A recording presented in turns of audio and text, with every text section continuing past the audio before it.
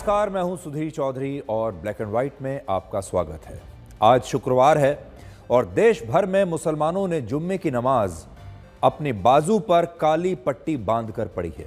ये काली पट्टी वक्फ बिल का विरोध करने के लिए बांधी गई थी, लेकिन आज हम इस काली पट्टी का एक विश्लेषण करेंगे और आपको बताएंगे कि ये काली पट्टी मुसलमानों के बाजू पर बांधी गई है या फिर आंखों पर, क्योंकि इन मुसलमानों को ये यकीन दिला दिया गया है कि वक्फ बिल की वजह से मस्जिद, कब्रिस्तान और मदरसों की ज़मीनें छीन ली जाएंगी।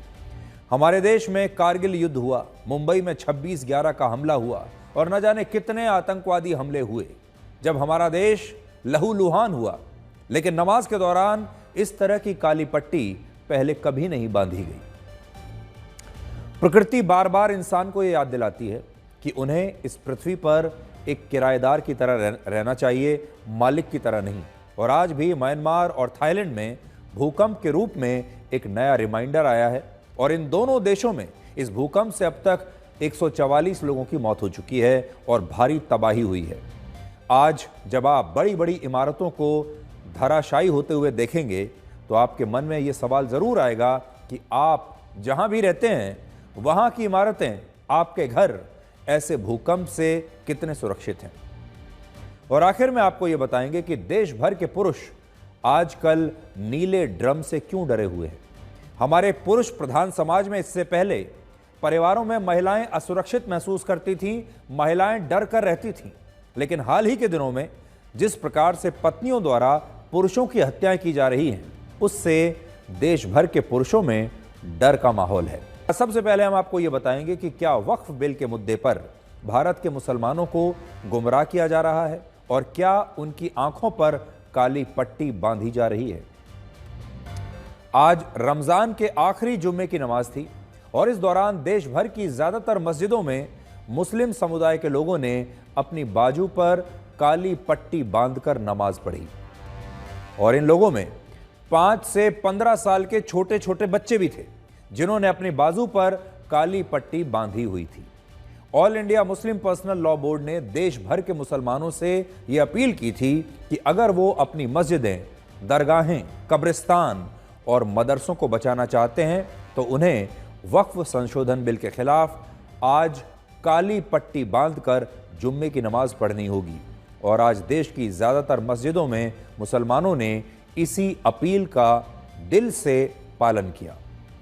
सबसे बड़ी बात यह है कि जिन लोगों ने इस बिल के विरोध में काली पट्टी बांधी, उन लोगों को इस बिल की असली बातें पता ही नहीं है।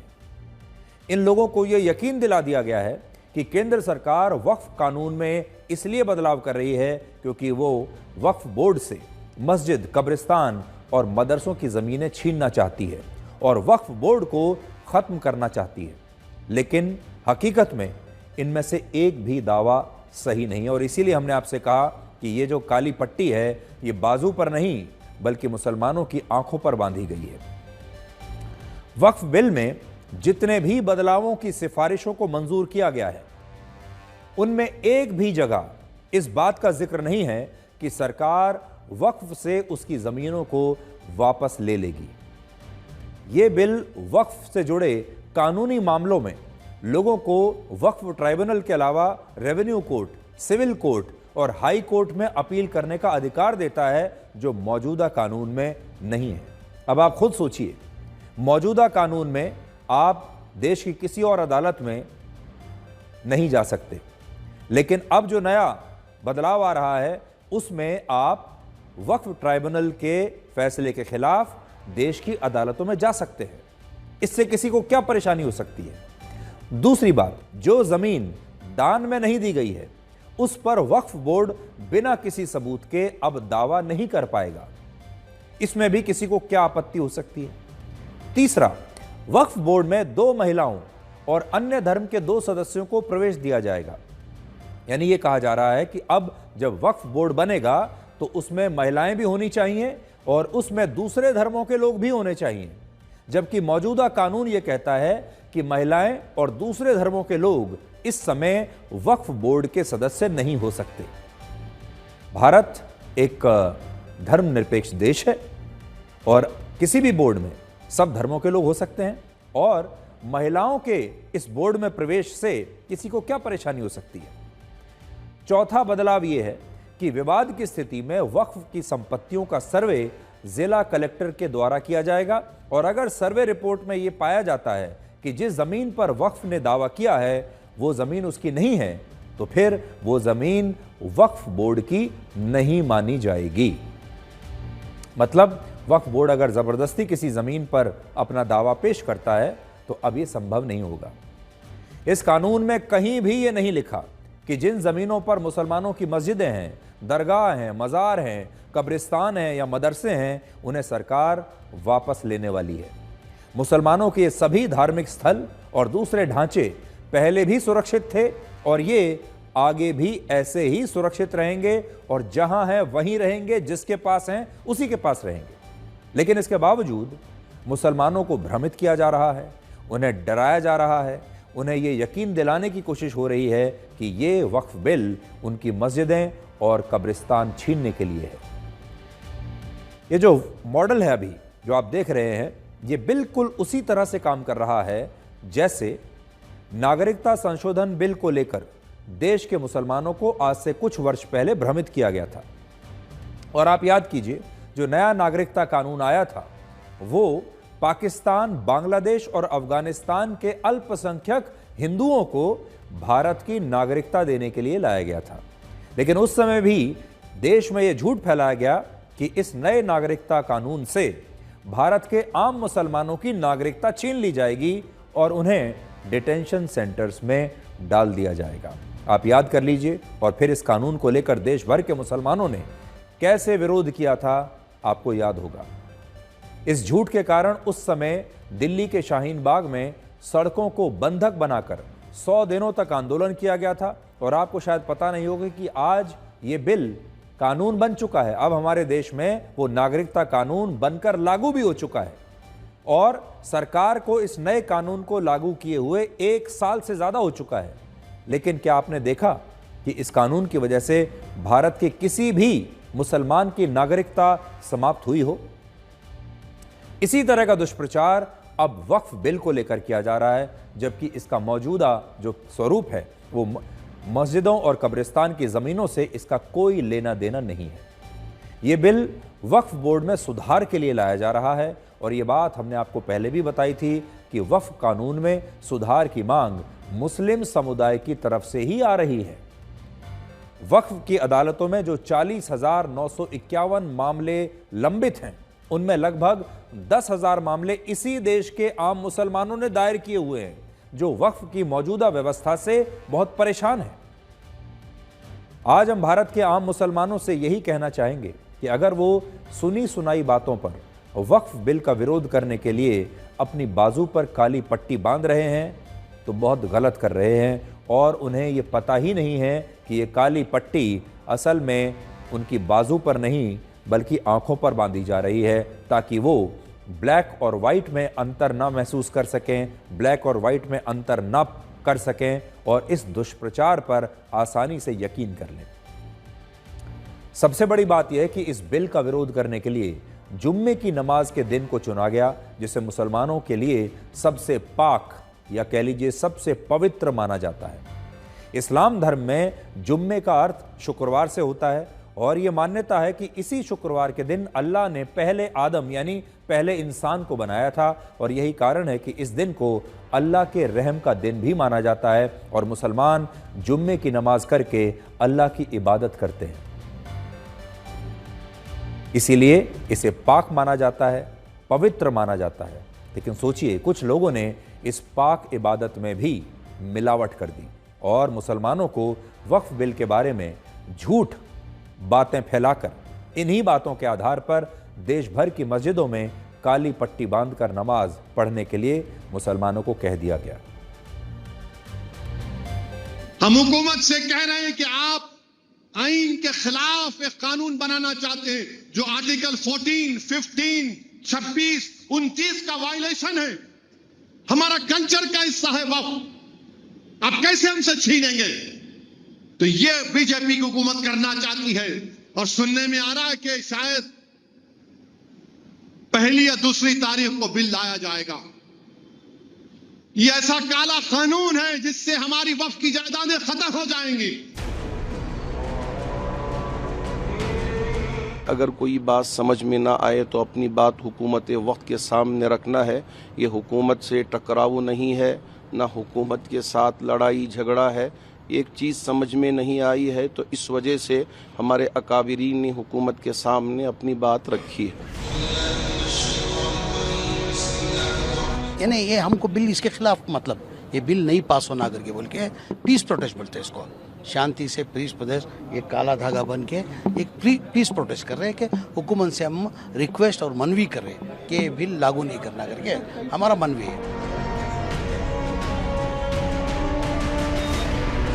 काली पट्टी बांध के सरकार को ये जताया कि हम ये कानून के खिलाफ है और बारंबार हमने ये रजूआत की है कि हम ये कानून को नहीं मानेंगे और ये कानून आप लाओगे तो हमारे लिए हानिकारक है। काली पट्टी बांध के हमने नाराजगी दिखाई है। क्या दिक्कत क्या है वक्त इस बिल को रिजेक्ट करना है, इस बिल को लागू होने नहीं देना है। ये अपनी मस्जिद और अपने कब्रिस्तान के हिफाजत के लिए है। किसने बोला कि ये अब सुरक्षित नहीं है, हिफाजत होने की जरूरत है? आया था मोबाइल पे मैसेज, तो इसी वजह से हम लोग ने बांधा है।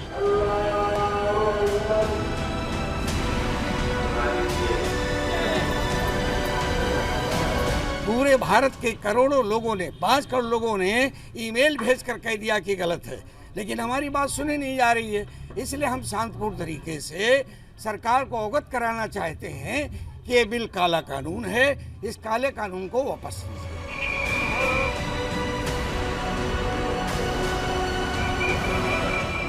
आज तमाम हिंदुस्तान के अंदर आप देख सकते हैं कि शांतिपूर्ण तरीके से खामोशी के साथ एक एहतजाज किया गया, हाथ पे काली पट्टी बांध के। ये एहतजाज वक्फ तरमीमी बिल के खिलाफ है, जो बिल हमारी मस्जिदों, हमारे मदरसों, कब्रस्तानों, खानकाहों के खिलाफ लाया जा रहा है।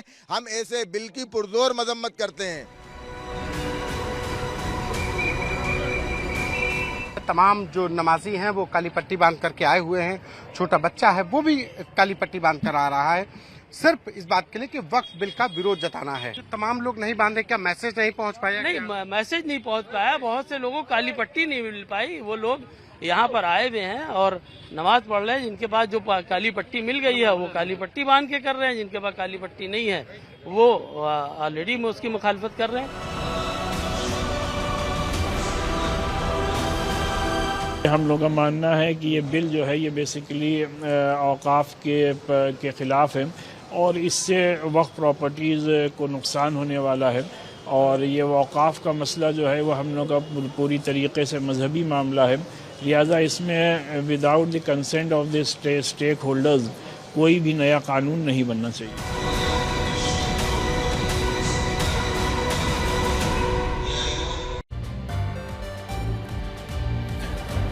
अब आप देखिए, ये इस समय रमज़ान का महीना चल रहा है, ये इबादत का महीना है, सबसे पाक, सबसे पवित्र समय माना जाता है किसी भी मुसलमान के लिए।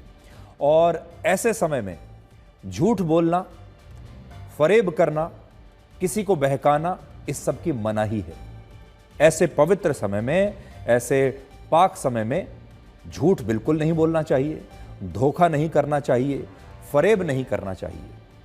ये खुद मुसलमान मानते हैं, लेकिन इसके बावजूद आज के दिन जब जुम्मे की नमाज पढ़ी गई, ऐसे समय में जब रमज़ान का महीना चल रहा है और उस समय लोगों से झूठ बोलना, लोगों को धोखा देना, उनके साथ फरेब करना और उन्हें बहकाना, ये कितनी गलत बात है। और ये सब कुछ खुलेआम आज इस देश में हुआ है, और वो सिर्फ इसलिए हो रहा है क्योंकि कुछ नेता मुसलमानों का नेता बनकर अपनी राजनीति की दुकान चलाना चाहते हैं और राजनीति करना चाहते हैं। और जो आम मुसलमान है, जिसे पता ही नहीं है कि भारत की संसद में वक्फ बोर्ड को लेकर, वक्फ बिल को लेकर क्या नए बदलाव किए जा रहे हैं, उससे क्या होगा, क्या नहीं होगा, ये बदलाव क्यों किए जा रहे हैं, उसे इसके बारे में जानकारी ही नहीं है। उन सब लोगों को ये झूठ फैलाकर गुमराह किया जा रहा है। क्या आप जानते हैं, जब वर्ष 1999 में भारत ने पाकिस्तान के खिलाफ कारगिल का युद्ध लड़ा था, जब वर्ष 2008 में मुंबई में 26/11 का आतंकवादी हमला हुआ था, 2019 में जब पुलवामा के आतंकवादी हमले में भारत के 40 जवान शहीद हुए थे, तब भी इस तरह से देश की मस्जिदों में काली पट्टी बांधकर मुसलमानों से नमाज पढ़ने की अपील नहीं की गई थी। लेकिन वर्ष 2017 में मुसलमानों की मॉब लिंचिंग के मुद्दे पर देश भर की ज्यादातर मस्जिदों में काली पट्टी बांधकर नमाज पढ़ी गई थी। वर्ष 2023 में जब इजराइल ने गाजा के मुसलमानों पर हमला किया था, तब भी कुछ मस्जिदों में काली पट्टी बांधकर मुसलमानों ने अपना विरोध जताया था। अब हम आपको यह भी बताएंगे कि क्या भारत के मुसलमान जानबूझकर सड़कों पर नमाज पढ़ना चाहते हैं या इसके पीछे कोई और वजह है, क्योंकि आप जानते हैं आजकल ये नया मुद्दा हमारे देश में बना हुआ है कि ईद के मौके पर मुसलमान कहां पर नमाज पढ़ सकते हैं, कहां पर नहीं पढ़ सकते। इसे लेकर पूरे देश में विवाद चल रहा है और कई जगहों पर यह सरकारी आदेश आया है। पुलिस ने कहा है कि इस बार मुसलमान सड़क पर नमाज नहीं पढ़ पाएंगे और आज उत्तर प्रदेश के कई जिलों में पुलिस ने यह आदेश जारी किया कि जुम्मे की नमाज सिर्फ मस्जिदों में पढ़ी जाएगी और मुसलमान सड़कों पर नमाज नहीं पढ़ेंगे।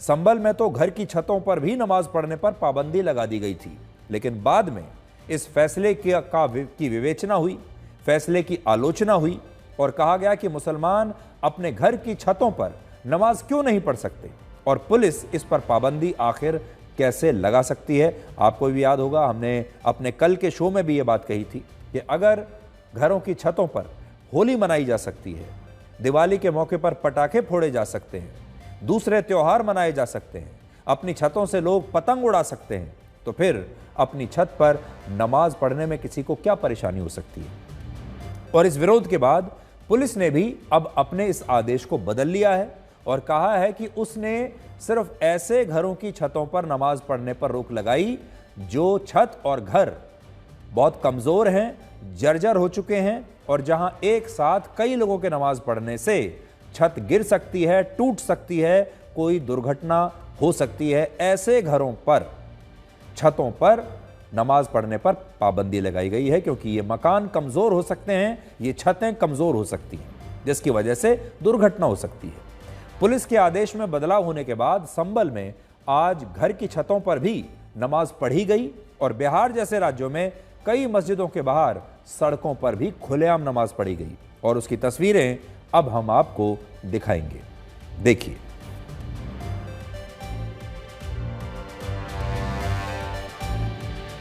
यह बिहार की राजधानी है पटना। यहां पर सड़कों पर नमाज पढ़ी जा रही है। ऊपर आप देख सकते हैं फ्लाईओवर है, फ्लाईओवर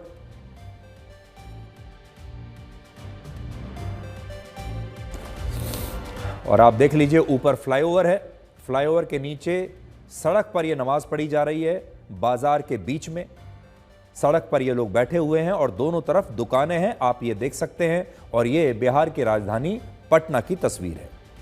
अब बहुत सारे लोग ये आरोप लगाते हैं कि मुसलमान जानबूझकर सड़कों को घेर कर जुम्मे की नमाज वहां पर पढ़ते हैं और वो ऐसा करके असल में अपनी ताकत दिखाना चाहते हैं।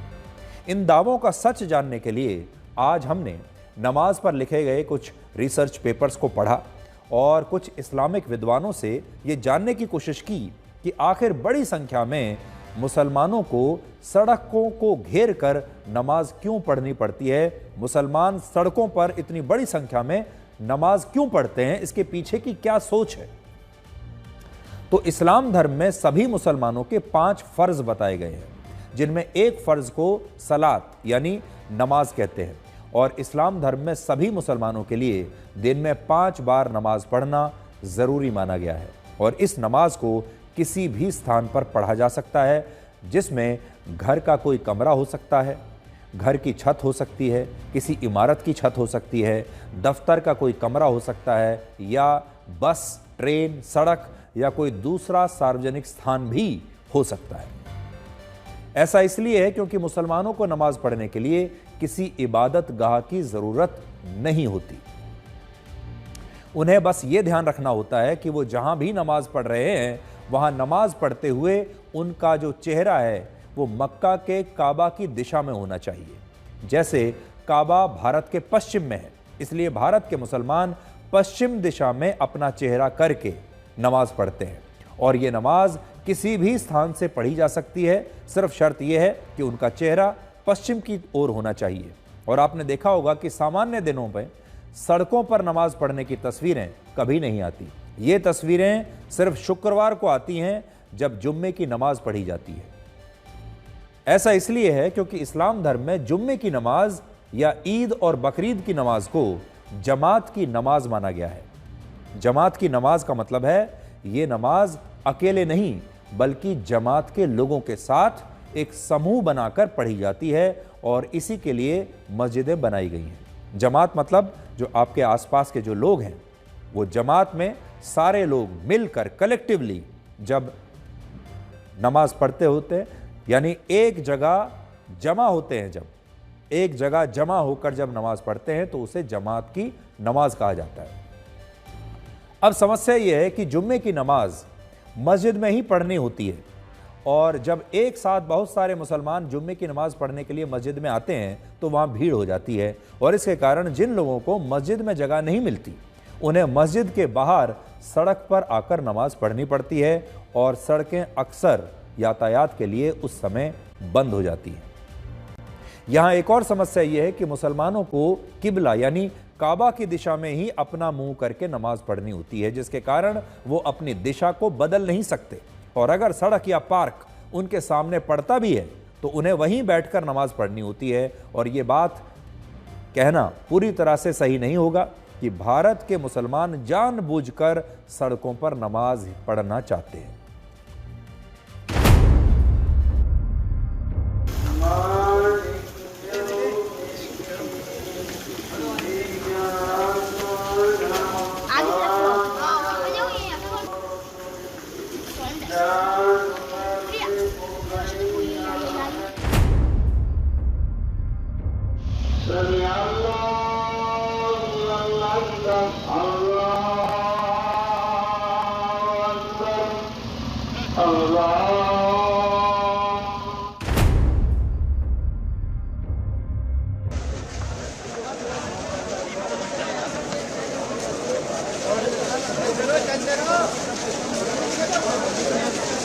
रमज़ान का पाक महीना और अलविदा जुम्मे की ये नमाज इस वक्त संभल से ये और भी खास तस्वीरें इस वजह से क्योंकि लगातार प्रशासन ने पिछले एक महीने में इन तस्वीरों को शांतिपूर्ण बनाने के लिए बहुत ज़्यादा मेहनत की है और समुदाय के लोग, पीस कमेटी के लोग, क्लेरिक्स से भी लगातार बात होती रही ताकि जो अलविदा जुमे की नमाज है वो शांतिपूर्वक हो। ये शाही जामा मस्जिद का रैंप है जहां पे आप देख रहे हैं कि नमाजी इस वक्त नमाज अदा कर रहे हैं। अंदर क्योंकि जगह भर गई है इसलिए जो मस्जिद के चारों तरफ रैंप है जहां पे जगह थी परमिशन के साथ, अनुमति के साथ इस वक्त नमाज अदा किया जा रहा है। वहीं दूसरी तरफ आप देखेंगे तो आपको इस पूरे गलियारे में पीएसी के जवान तैनात दिखाई देंगे, आरआरएफ के भी जवान तैनात हैं क्योंकि एहतियातन ये पूरी सुरक्षा व्यवस्था संभल के अंदर की गई थी।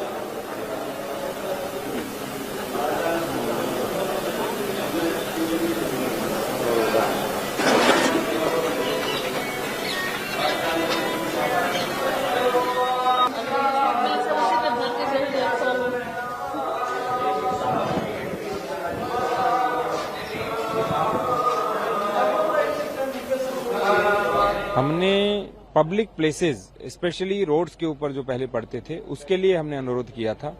अपने घरों के ऊपर कहीं भी पढ़े, कोई भी प्रतिबंध नहीं था। ये भ्रामक समाचार बीच में आया था और उसका हमने खंडन भी किया था। केवल जो एएसआई प्रोटेक्टेड एरिया जो विवादित धर्मस्थल है इसके चारों ओर 8-10 ऐसे मकान हैं जो जर्जर अवस्था में थे। उन 8-10 मकानों के लिए हमारे यहाँ अधिकारियों ने बोला था, उसके अतिरिक्त किसी प्रकार का कोई प्रतिबंध नहीं था। अपने घरों में कहीं भी पढ़ें। तो एक बात जो पूरे देश को समझनी चाहिए, जो हो सकता है दूसरे धर्मों के लोग ना समझते हों, वो ये है कि बाकी किसी भी दिन की जो नमाज है वो मुसलमान अकेले में भी पढ़ सकते हैं, अपने घर में किसी एक कमरे में पढ़ सकते हैं, दफ्तर के किसी कमरे में पढ़ सकते हैं, दफ्तर या अपने घर की छत पर पढ़ सकते हैं, किसी और जगह भी पढ़ सकते हैं। लेकिन जो जुम्मे की नमाज होती है शुक्रवार को और जो ईद की नमाज होती है, इसे जमात की नमाज कहा जाता है। और जमात की नमाज का मतलब ये है जहां बहुत सारे लोग मिलकर एक साथ जमा होकर जब इस नमाज को पढ़ते हैं, इसलिए इसे जमात की नमाज माना जाता है। और जुम्मे की जो नमाज होती है वो जमात की नमाज होती है, इसीलिए ये नमाज इकट्ठे होकर, जो बहुत सारे लोग जब एक साथ इकट्ठे होते हैं तब इसे पढ़ा जाता है। और इसीलिए आपको ये सारे जो दृश्य हैं ये शुक्रवार को ही देखने को मिलते हैं, बाकी दिन नहीं। आज जब हमारे देश में नमाज पर इतना विवाद हो रहा है, तब हम आपको ये भी बताना चाहते हैं कि नमाज शब्द असल में संस्कृत भाषा से आया है। संस्कृत भाषा का एक शब्द है नमस, जिसका अर्थ होता है आदर और भक्ति में झुक जाना। और भगवत गीता के 11वें अध्याय के एक श्लोक में इस शब्द का उल्लेख भी मिलता है। इस्लामिक विद्वान मानते हैं कि नमस शब्द भारत से ईरान आया और ईरान में नमस को फारसी भाषा में नमाज कहा जाने लगा और इस तरह नमाज शब्द अस्तित्व में आया। इस्लाम धर्म में नमाज के लिए मूल रूप से सलात शब्द का इस्तेमाल होता है, लेकिन भारत, पाकिस्तान, बांग्लादेश, इंडोनेशिया और मलेशिया जैसे देशों में आज भी इसके लिए नमाज शब्द का ही प्रयोग होता है, जो संस्कृत भाषा के नमस शब्द से आया है। आज हमारा सवाल ये है कि क्या जब लोगों को ये पता चलेगा कि ये एक संस्कृत भाषा का शब्द है, तो वो इसे नमाज कहना भी छोड़ देंगे? कहते हैं कि प्रकृति समय समय पर इंसानों को ये याद दिलाती रहती है कि उन्हें इस पृथ्वी पर किराएदार की तरह रहना चाहिए, मालिक की तरह नहीं। और आज म्यांमार और थाईलैंड में भूकंप के रूप में प्रकृति ने एक नया रिमाइंडर भेजा है। आज म्यांमार में सुबह 11:30 बजे रिक्टर स्केल पर 7.7 की तीव्रता का एक ताकतवर शक्तिशाली भूकंप आया, जिसमें अब तक 144 लोगों की मौत हो चुकी है और हजारों लोग लापता हो चुके हैं। इस भूकंप का केंद्र म्यांमार के मांडले शहर में था, लेकिन इस भूकंप के झटके भारत, थाईलैंड, बांग्लादेश और चीन में भी महसूस किए गए। भूकंप की वजह से म्यांमार में बड़े पैमाने पर तबाही हुई और अमेरिका के जियोलॉजिकल सर्वे को यह आशंका है कि इस भूकंप में मरने वालों का आंकड़ा असल में 10,000 को भी पार कर सकता है। आज जब आप बड़ी बड़ी इमारतों को धाराशायी होते हुए देखेंगे, तो आपके मन में यह सवाल जरूर आएगा कि आप लोग जहां रहते हैं वहां की इमारतें, आपके घर ऐसे भूकंप से कितने सुरक्षित हैं। म्यांमार दुनिया के उन देशों में आता है जो भूकंप के लिहाज से बहुत संवेदनशील हैं, बहुत खतरनाक हैं। और म्यांमार में हर महीने कम से कम 8 भूकंप आते हैं। वहाँ के लोगों को भूकंप की आदत है। इसका कारण यह है कि म्यांमार से रिंग ऑफ फायर की दूरी ज़्यादा नहीं है, जहाँ पूरी दुनिया के 81% भूकंप आते हैं। ये वो जगह है। इसके अलावा म्यांमार इंडियन प्लेट्स और सुंडा प्लेट्स के बीच है, जिसकी वजह से इन प्लेट्स के टकराने से म्यांमार में भूकंप बनते रहते हैं और इस फॉल्ट को सागाइन फॉल्ट कहते हैं। आज आपके मन में यह सवाल जरूर आएगा कि अगर भारत के दिल्ली, मुंबई, बेंगलुरु या चेन्नई जैसे शहर में रिक्टर स्केल पर 7.7 की तीव्रता वाला भूकंप आ जाए तो इन शहरों का क्या हाल होगा। तो अलग अलग रिपोर्ट्स ये कहती हैं कि ये शहर इतने ताकतवर भूकंप को सहन नहीं कर पाएंगे और यहाँ 70 से 80% इमारतें पूरी तरह से नष्ट हो सकती हैं अगर इस प्रकार का शक्तिशाली भूकंप भारत के शहरों में आ जाए तो। इन राज्यों में एक समस्या ये भी है कि यहाँ पर घनी आबादी रहती है और यहाँ 45% इमारतें बिना नक्शे के और बिना अनुमति के बनाई गई हैं। इनका कोई अप्रूवल भी नहीं है और इन्हें बनाने वाले ठेकेदार इतने काबिल भी नहीं हैं और इनके पास ज़्यादातर लोग जो ऐसे हैं हमारे यहाँ देश में, जो बिल्डर्स हैं, ठेकेदार हैं, जो मकानों को बनाते हैं, उनके पास ना तो काबिलियत होती है और ना ही अप्रूवल होता है। वर्ष 1950 में असम में 8.6 की तीव्रता का एक भूकंप आया था, जिसमें लगभग 5000 लोग मारे गए थे। और तब ये कहते हैं कि तीव्रता का जब 7 की तीव्रता का भूकंप आता है तो इसका मतलब होता है कि ये जापान के हिरोशिमा पर गिराए गए 700 परमाणु बम के बराबर होता है। आज हम यही कहेंगे कि भारत को म्यांमार के भूकंप से सीख लेनी चाहिए और हमारे शहरों को इस प्रकार से अब आगे विकसित करना चाहिए जिससे ये भूकंप की आपदा को सहन करने की शक्ति अपने अंदर पैदा कर सके। और उसके लिए हमें ये देखना होगा कि हमारे देश में जितने भी बिल्डिंग्स बन रही हैं, जो मकान बन रहे हैं, उनमें इस बात का ध्यान रखा जाए कि वो इतने शक्तिशाली और उस टेक्नोलॉजी से बने कि वो भूकंप के ऐसे झटकों को सहन कर सके। अभी भी जब ऐसे बिल्डिंग्स की जांच की जाती है, चाहे भारत के किसी भी शहर में हो, तो ज़्यादातर बिल्डिंग्स असुरक्षित पाई जाती हैं और ये पाया जाता है कि ये जो बिल्डिंग्स हैं ये इस प्रकार से बनाई गई हैं कि ये ऐसे बड़े भूकंप के झटकों को सहन कर ही नहीं पाएंगी। अब आपको ये बताएंगे कि क्या भारत के पुरुष प्रधान समाज में अब पुरुष महिलाओं से सुरक्षित नहीं है। भारत का समाज हमेशा से पुरुष प्रधान माना जाता है और ऐसे पुरुष प्रधान समाज में महिलाएं अपने आप को असुरक्षित महसूस करती हैं, महिलाएं डरी हुई रहती हैं। लेकिन अब एक नया ट्रेंड चल रहा है जिसमें पुरुषों को ही डर लग रहा है। एक ज़माने में महिला सुरक्षा इस देश का बहुत बड़ा मुद्दा था और आज भी है। आज भी महिला सुरक्षा को लेकर बहुत बातें होती हैं, लेकिन पहली बार ऐसा देखने को मिल रहा है जब देश के बहुत सारे पुरुष अपनी सुरक्षा को लेकर डरे हुए हैं। अब तक मार्च के महीने में ही कम से कम 7 ऐसी बड़ी घटनाएं हो चुकी हैं जिनमें महिलाओं ने अपने पति या पार्टनर की बेरहमी से हत्या की है। और आजकल सोशल मीडिया पर भी अगर आप देखें तो नीले ड्रम को लेकर लोग बहुत बात कर रहे हैं और देश भर में ये कहा जा रहा है कि इस नीले ड्रम की वजह से देश भर के पुरुषों में डर का माहौल है, पुरुष डरे हुए हैं।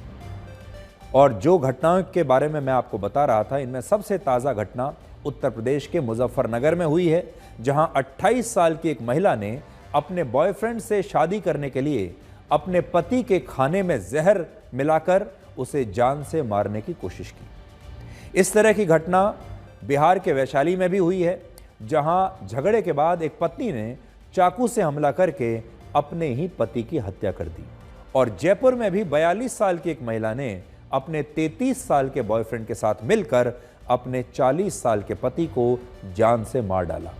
इस महिला का नाम गोपाली देवी था और इसकी शादी को 22 साल हो चुके थे, लेकिन इसके बावजूद यह रिश्ता भी बहुत दर्दनाक तरीके से समाप्त हुआ। इससे यह पता चलता है कि पहले खून के रिश्ते होते थे, लेकिन अब रिश्तों का खून हो रहा है। सबसे बड़ा बदलाव यह आया है कि पहले ज्यादातर रिश्तों में सिर्फ महिलाओं की हत्या होती थी और महिलाओं पर ही अत्याचार होता था।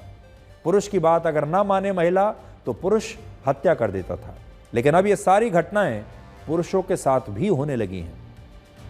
आज घर घर में मेरठ के हत्याकांड की चर्चा हो रही है और जिस नीले ड्रम में मेरठ में रहने वाली मुस्कान ने अपने पति के टुकड़े टुकड़े करके उसके शरीर को सीमेंट के साथ जमा दिया था, ये नीले रंग का ड्रम पुरुषों के खिलाफ हिंसा का एक प्रतीक चिन्ह बन गया है।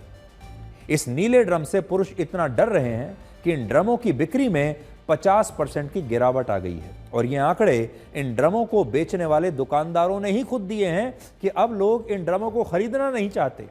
इस नीले रंग के ड्रम को देखकर लोग डर रहे हैं, खास तौर पर पुरुष तो डर के मारे इन्हें घर पर लेकर ही नहीं जा रहे खरीद कर। इसके अलावा अलग अलग शहरों में नीले रंग के ड्रमों की जगह अब लाल, पीले और हरे रंग के ड्रमों को बेचा जा रहा है ताकि पुरुषों में पैदा हुए इस डर के माहौल को थोड़ा कम किया जा सके। आजकल हमारे देश में क्या चल रहा है, हमारे देश के लोगों के मन में क्या चल रहा है, उसका सबसे ज़्यादा पता चलता है सोशल मीडिया को देखकर। सोशल मीडिया अब हमारे देश के लोगों का एक प्रतिबिंब बन गया है। तो सोशल मीडिया पर इन नीले ड्रमों को लेकर 1 लाख से ज्यादा मीम्स और वीडियोस पोस्ट हो चुके हैं, जिन्हें अब तक 25 करोड़ से ज्यादा बार देखा जा चुका है। यानी पूरे देश के लोग आजकल इस नीले ड्रम के बारे में बात कर रहे हैं। सोशल मीडिया पर इन नीले ड्रमों के वीडियोस बन रहे हैं, मीम्स बन रहे हैं, लोग वीडियो बना भी रहे हैं और देख भी रहे हैं। लोग ये भी कह रहे हैं कि इस घोर कलयुग में पाप के घड़े नहीं बल्कि पाप के बड़े बड़े ड्रम होते हैं और उनका रंग होता है नीला। यह घटना बहुत सारे लोगों को अनारकली की याद भी दिला रही है। कहानियों में बताया जाता है कि मुगल बादशाह अकबर ने अपने बेटे सलीम से मोहब्बत करने के लिए अनारकली को दीवार में जिंदा चुनवा दिया था और ये कहानी भारतीय समाज में महिलाओं के खिलाफ होने वाले अपराधों में एक टर्निंग पॉइंट बन गई थी। उस जमाने में कई दीवारों ने टूटते बिखरते रिश्तों के कारण कई लाशों को निगल लिया था। इसके बाद जब आधुनिक दौर आया तब फ्रिज, कभी कुकर, कभी सूटकेस, कभी बैग, कभी तंदूर, कभी बेड का बॉक्स, इन सब ने महिलाओं की लाशों को अपने अंदर समेटा और हमारे देश में महिला सुरक्षा को लेकर कई अभियान चले और कई नए नए कानून बनाए गए। लेकिन अब वर्ष 2025 में ये सारी बातें पुरानी हो चुकी हैं। अब ना कोई तंदूर की बात करता है, ना सूटकेस की बात करता है, ना फ्रिज में पड़ी हुई लाश की बात करता है। अब मेरठ का नीला ड्रम पुरुषों के खिलाफ बढ़ते अपराध में एक नया टर्निंग पॉइंट बन गया है और अब लोगों को यह बात समझ में आ रही है कि किसी रिश्ते में पुरुषों की भी हत्या हो सकती है। इस बदलाव को आप सोशल मीडिया पर वायरल हो रही इन रील्स से और फिर आचार्य धीरेन्द्र शास्त्री के इस बयान से समझ सकते हैं, जिसमें उन्होंने खुद कहा कि नीले रंग के ड्रम से भारत के ज्यादातर पति सदमे में हैं। वर्तमान में भारत में नीला ड्रम बहुत फेमस है, बहुत वायरल है, बहुत से पति सदमे में हैं नीले ड्रम को लेकर। भगवान की कृपा है, हमारी तो शादी नहीं हुई है, लेकिन ये उत्तर तो सुन ले नीला ड्रम अभी जो है बहुत वायरल है भाई साहब। कहने को तो ये सारे मीम्स और सारे वीडियो मनोरंजन के लिए बनाए गए हैं, लेकिन कई बार मनोरंजक वीडियोस में भी एक बहुत गंभीर बात छुपी होती है, एक बहुत गंभीर संदेश छिपा होता है। और इस बार ये गंभीर संदेश ये है कि देश भर के जो पुरुष हैं वो वाकई में अंदर से इस नीले ड्रम के बाद डरे हुए हैं। ये नीला ड्रम भारत के पुरुषों के दिमाग में अब अच्छी तरह से बैठ गया है और इसका एक कारण है पुरुषों के मन में पैदा हुई असुरक्षा की ये नई भावना। आज हर रिश्ते में थोड़ी बहुत नोक-झोंक, लड़ाइयाँ और झगड़े तो होते ही रहते हैं और इन झगड़ों में इंसान हमेशा यही सोचता है, दोनों पार्टनर्स यही सोचते हैं कि एक ना एक दिन सब कुछ ठीक हो जाएगा। लेकिन जब सब कुछ ठीक नहीं होता तो लोग तलाक लेकर एक दूसरे से शांति के साथ अलग हो जाते हैं। लेकिन मेरठ की घटना को देखने के बाद अब लोगों को ये लग रहा है कि अगर शादीशुदा रिश्ते में या किसी भी प्रकार के महिला और पुरुष के रिश्ते में लड़ाइयाँ और धोखा नीले ड्रम तक पहुंच रहा है, मामला नीले ड्रम तक पहुंच गया है, तो फिर समझ लीजिए कि यह मामला अब बहुत गंभीर है। ड्रम और रिश्तों में एक चीज़ कॉमन है और वो ये है कि ये दोनों ही या तो खाली होते हैं या ये भरे होते हैं और इनमें बीच का कोई विकल्प नहीं होता। आज अगर किसी रिश्ते में प्यार, समर्पण, वफादारी, सम्मान और भरोसा नहीं है तो वो रिश्ता एक खाली ड्रम की तरह होता है और एक खाली ड्रम के साथ क्या हो सकता है वो पूरा देश मेरठ की इस घटना में देख चुका है। इसलिए अगर आप चाहते हैं कि ड्रम खाली रहे तो अपने रिश्तों को भरा हुआ रखिए। आज हमारी आपको यही सलाह है कि अपने रिश्तों को खाली मत रखिए और प्यार के असली मतलब को समझिए।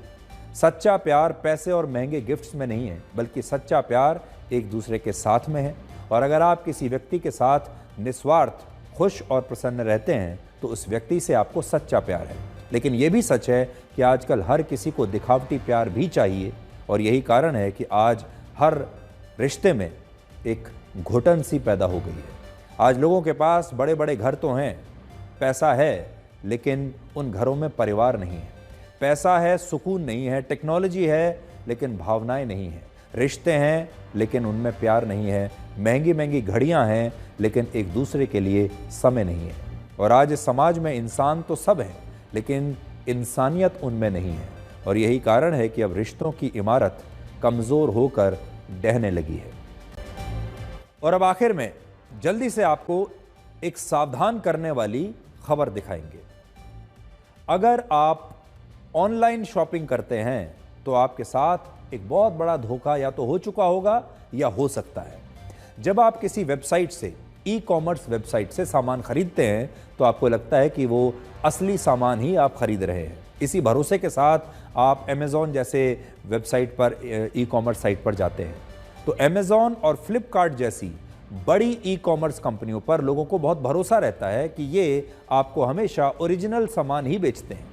लेकिन सच ये है कि अब इसकी भी कोई गारंटी नहीं है। भारतीय मानक ब्यूरो ने देश के कई शहरों में अमेज़ॉन और फ्लिपकार्ट की कंपनी इंस्टाकार्ट के गोदामों पर छापे मारे हैं और इन छापों में ये पता चला कि ये कंपनियां अपने कस्टमर्स को नकली सामान बेच रही थी। भारतीय मानक ब्यूरो ने दिल्ली, उत्तर प्रदेश, हरियाणा, तमिलनाडु और तेलंगाना में अमेज़ॉन और इंस्टाकार्ट के गोदामों पर छापे मारे और उन्हें वहां पर 4000 से ज़्यादा नकली वस्तुएं, नकली सामान मिला। इन सभी सामानों पर नकली ISI मार्क लगा हुआ था ताकि लोग ये पहचान ही ना सकें कि ये असली हैं या नकली। और इन गोदामों से नकली स्मार्ट वॉचेस मिली हैं, नकली गीज़र, नकली मिक्सर ग्राइंडर, नकली इंडक्शन चूल्हे, नकली ईयरफोन्स, मोबाइल फ़ोन चार्जर्स और करीब 1.5 करोड़ रुपए का दूसरा सामान मिला है जो नकली था। इन गोदामों से जितने बड़े पैमाने पर नकली सामान मिला उसे देखकर कहा जा सकता है कि अगर आप ई कॉमर्स कंपनियों से शॉपिंग करते हैं, ऑनलाइन शॉपिंग करते हैं, तो ये मुमकिन है कि आपको जो सामान मिल रहा है वो भी नकली हो। सोचिए कुछ साल पहले तक जब आप कोई फ्रिज, टीवी, वॉशिंग मशीन या कोई भी इलेक्ट्रॉनिक आइटम दुकान से जाकर खरीदते थे, बाजार में जाकर, तो दुकान पर ही आप दुकानदार के साथ उसकी पूरी जांच करते थे, उस सामान को चलाकर देखते थे और असली और नकली की पहचान करते थे कि ये कैसा है। दुकानदार से न जाने कितने सवाल पूछते थे कि इसकी कितने दिन की गारंटी है और उसके बारे में जो भी आप जानना चाहते थे दुकानदार से आश्वस्त होने के बाद ही आप सामान खरीदते थे। लेकिन पिछले कुछ वर्षों में खरीदारी का चलन अब बदल गया है। अब ज़्यादातर लोग ई कॉमर्स कंपनियों के विज्ञापन से प्रभावित होकर मोबाइल फ़ोन से ही सामान खरीदते हैं, इन कंपनियों पर विश्वास कर लेते हैं और बिना जांचे परखे ये सामान खरीद लेते हैं। और है भी सही बात, अगर आप मोबाइल फ़ोन से या अपने लैपटॉप से ऑनलाइन ऑर्डर कर रहे हैं तो जांचेंगे और परखेंगे कैसे? हमने प्रोडक्ट ऐसे बिक रहे हैं इन प्लेटफॉर्म्स के ऊपर जिनमें सर्टिफिकेशन है ही नहीं, जबकि गवर्नमेंट ने इसको मैंडेटरी कर रखा है। इसमें बहुत सारे प्रोडक्ट्स हैं, टॉयज़ हैं, इलेक्ट्रिक आयरन है, room heaters, domestic food mixture, plain copier paper, aluminium foil, water bottles, तो बहुत सारे कॉमन कंज्यूमर के प्रोडक्ट्स थे। तो हमने इन दोनों प्लेटफॉर्म्स को, और भी प्लेटफॉर्म जिन पे जैसे मीशो है, मिंत्रा है, बिग बास्केट है, उनके भी हमें मिले नॉन कंप्लायंसेस। तो हमने सबको इनको इंटीमेट किया कि भाई ये नॉन कंप्लायंस आपके प्लेटफॉर्म पे हो रही है। ये तकरीबन 6 महीने से हम इनको इंटीमेट कर रहे हैं। अमेज़न को तकरीबन 40 से ज़्यादा केस में हम नोटिस भेज चुके हैं। फ्लिपकार्ट को हम 70 के करीब नोटिस भेज चुके हैं डिफरेंट प्रोडक्ट्स के। तो आपने देखा कि अब ज़्यादातर लोग बाजार से सामान नहीं खरीदना चाहते और यही वजह है कि वर्ष 2024 में ई कॉमर्स का बाजार 12,84,000 करोड़ रुपए तक पहुंच गया और अनुमान है कि वर्ष 2030 तक ये 25,50,000 करोड़ रुपए का हो जाएगा। यानी भारत में ऑनलाइन खरीदारी हर साल 19% की रफ्तार से बढ़ रही है, जो ऑफलाइन खरीदारी की तुलना में 2.5 गुना ज़्यादा है। अगर आप भी ऑनलाइन शॉपिंग करते हैं तो मुमकिन है आपको भी कोई नकली सामान असली बताकर अब तक बेच चुका होगा। तो इससे बचने के लिए कुछ तरीके हैं। सबसे पहले तो आप खरीदारी से पहले ई कॉमर्स वेबसाइट पर सामान बेचने वाले विक्रेता की जांच अच्छी तरह से करें, उसकी रेटिंग और रिव्यू जरूर चेक करें। अगर ब्रांडेड सामान खरीद रहे हैं तो कोशिश करें कि विक्रेता जो है वो उस ब्रांड का आधिकारिक विक्रेता हो। अगर कोई महंगा ब्रांडेड सामान बहुत कम कीमत पर आपको मिल रहा है तो उसके नकली होने की संभावना ज्यादा है, इसलिए ज्यादा सावधानी बरतें। असली ब्रांड वाले सामान पर बार कोड या QR कोड होते हैं और इन्हें आप स्कैन करके चेक कर सकते हैं, और अगर फिर भी आपको शक है तो आप इस सामान को वापस भी कर सकते हैं और ऐसा सामान आपको तुरंत वापस कर देना चाहिए। इसलिए आपको यह खबर दिखाने का मकसद सिर्फ इतना था कि आप अमेज़ॉन जैसे प्लेटफॉर्म से या और भी बड़े बड़े प्लेटफॉर्म से जब सामान खरीदते हैं, आपको कई बार लगता होगा कि आपको बड़ा डिस्काउंट मिल रहा है, यहाँ पर आपको सस्ता सामान मिल रहा है। उस झांसे में मत आइए। जो सामान आपके पास आ रहा है उसे अच्छी तरह से चेक कीजिए, और अगर आपको लगता है कि यह सामान असली नहीं है तो इसे वापस कर दीजिए और उसकी शिकायत करना मत भूलिए। और इंसान भगवान से लाखों करोड़ों रुपए की चाहत रखता है, लेकिन जब मंदिर जाता है तो जेब में सिक्के ढूंढता है। नमस्कार।